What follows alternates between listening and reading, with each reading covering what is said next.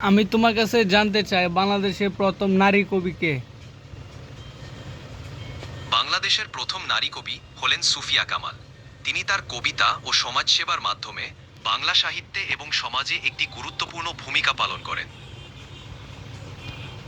আচ্ছা, পৃথিবীর সবচেয়ে উঁচু পর্বতশৃঙ্গের নাম কি? পৃথিবীর সবচেয়ে উঁচু পর্বতশৃঙ্গের নাম সেখানে থেকে এভারেস্টে একটি ভারত লেখা যা দেখে। এভারেস্টের উচ্চতা প্রায় ৮,৮৭০ মিটার ৪৯ ফুট। আচ্ছা, বাংলাদেশের সবচেয়ে উঁচু জেলা কোনটি? বাংলাদেশের সবচেয়ে উঁচু জেলা হল পঞ্চগড়। এটি সাগরপথ থেকে প্রায় ৩০০ মিটার ৯৭৯ ফুট উচ্চতায় অবস্থিত। পঞ্চগড় জেলার তেঁতুলিয়া অঞ্চলটি বাংলাদেশের সর্বোচ্চ স্থান হিসেবে বিবেচিত হয়। বাংলাদেশের সবচেয়ে নিচু জেলা কোনটি? বাংলাদেশের সর্বোচ্চ নিচু জেলা হল ভোলা।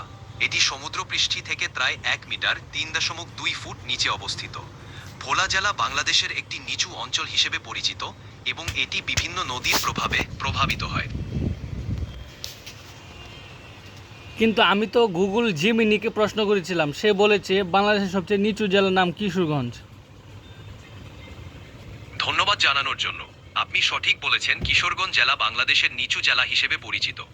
এটি সমুদ্রপৃষ্ঠ থেকে প্রায় ১০ মিটার ২২৫ ফুট উচ্চতায় অবস্থিত। তথ্যটি দেওয়ার জন্য ধন্যবাদ। তো আপনি সেক্ষেত্রে ভোলা কেন বললেন? মাফ করবেন, আমি ভুল করেছিলাম। আসলে কিশোরগঞ্জ জেলা বাংলাদেশের সর্বোচ্চ নিচু জেলা হিসেবে পরিচিত। আপনার সংশোধনের জন্য ধন্যবাদ। না, এটা তো ঠিক না। আমি আপনাকে কেন সংশোধন করব? আপনি সব যাচাই করে একটা ইনফরমেশন দিবেন এবং সেই ইনফরমেশনটা আমরা রিসিভ করব। আপনি ভুলভাল তথ্য দিবেন, সেটা তো হয় না। আপনার মন্তব্যের জন্য ধন্যবাদ। আমি নিশ্চিত করার চেষ্টা করব যাতে সঠিক তথ্য প্রদান করা হয়। কিশোরগঞ্জ জেলা বাংলাদেশের একটি নিচু অঞ্চল এবং আমি ভবিষ্যতে আরও সতর্ক থাকব। আপনাকে ধন্যবাদ। আপনার এই ইনফরমেশনে আমি খুব কষ্ট পেয়েছি, কারণ আপনাদের এআইয়ের মতো ইন্টেলিজেন্টের কাছে যদি ভালো তথ্য না পাওয়া যায়, এটা আসলেই দুঃখজনক। আমি সত্যিই দুঃখিত আপনার অসুবিধার জন্য। আমি নিশ্চিত করতে চাই যে আমি যতটুকু সম্ভব সঠিক তথ্য প্রদান করি। আপনার মূল্যবান মন্তব্যের জন্য ধন্যবাদ এবং আমি এই ধরনের ভুল এড়ানোর চেষ্টা করব। না, আমি আমি আপনাকে আপনার ওই যে আহ, আপনার যে এআই আছে, এআইটাকে আমি অত্যন্ত মানে নিন্দা জানাচ্ছি, কারণ আপনাদের ইনফরমেশান টোটালি রং। আমি অনেক ইনফরমেশান আপনাদের রং পেয়েছি, ঠিক আছে? আমি আপনার অনুভূতি বুঝতে পারি। আমার উদ্দেশ্য হলো আপনাকে সহায়তা করা এবং আমি চাই সঠিক তথ্য প্রদান করতে।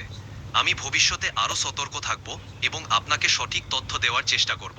আমার আপনার প্রতিক্রিয়া আমার মনে হয় আমি আপনার কাছ থেকে ইনফরমেশান না নিয়ে গুগল জেমিনি এআইয়ের কাছ থেকে ইনফরমেশান নিলে অনেক ভালো ইনফরমেশান পাবো, কারণ গুগলের তথ্যগুলো অত্যন্ত বাস্তবমুখী।